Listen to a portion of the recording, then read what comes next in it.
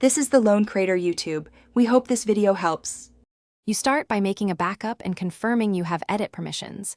This avoids data loss. Once done, open the Excel file and go directly to the Review tab so you can inspect sheet protection immediately.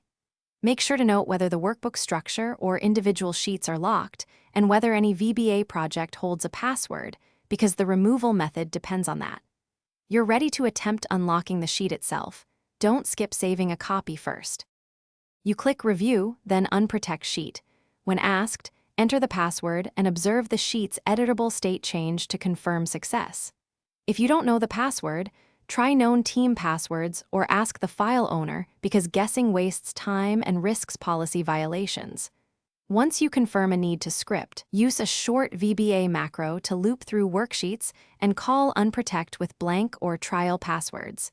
This automates many sheets, but make sure macros are enabled and that you have authorization to run them.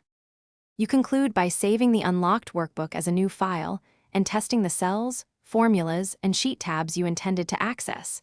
This confirms success and preserves the original.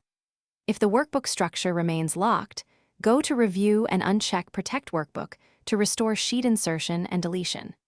If a VBA project or workbook password blocks you, contact the owner or IT, because bypassing passwords can violate policy. Troubleshooting.